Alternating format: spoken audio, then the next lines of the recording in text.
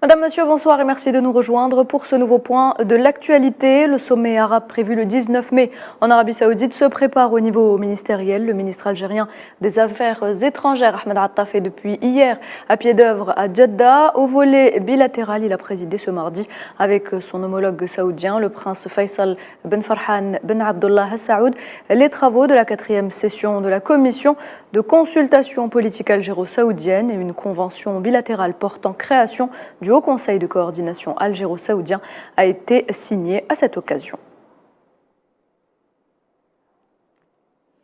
La société algérienne des hydrocarbures Sonatrach a signé ce mardi avec la société chinoise Wanhua Chemical un contrat à terme pour l'approvisionnement en GPL du complexe pétrochimique de cette société en Chine.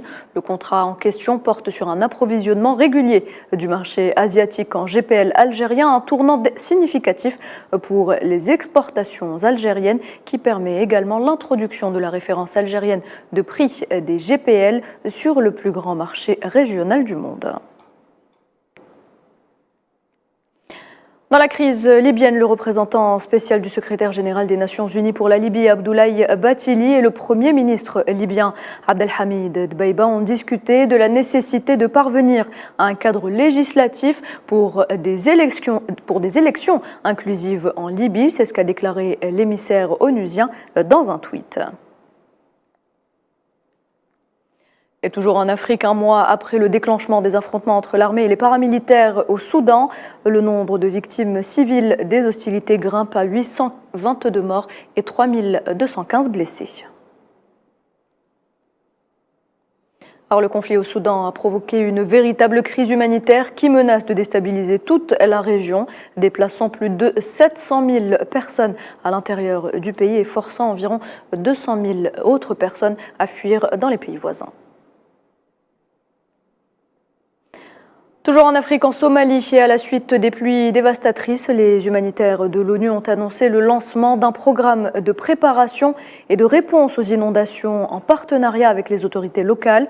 Selon les premières estimations, plus de 460 000 personnes ont été touchées, dont près de 219 déplacées. L'actualité au Proche-Orient, 5 Palestiniens ont été blessés lors d'un raid de l'armée sioniste sur la ville de Jénine et son camp de réfugiés dans le nord de la Cisjordanie occupée.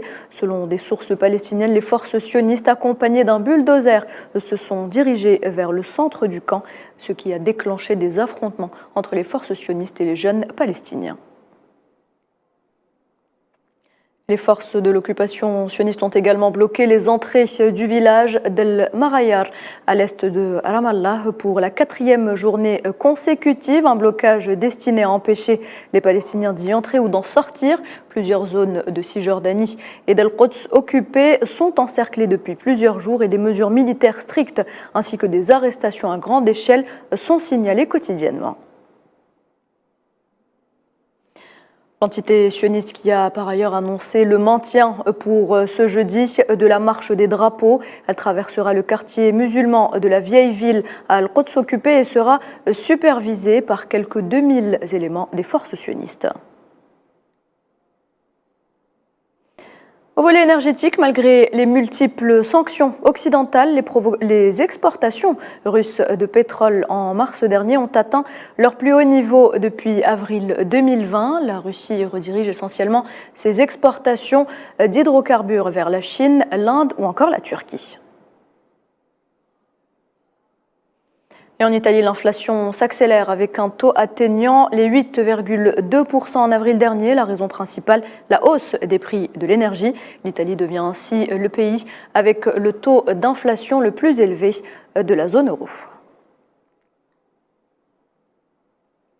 Et voilà, c'est la fin de ce point de l'actualité. Merci de l'avoir suivi. Je vous retrouve à 19h pour le journal de la rédaction.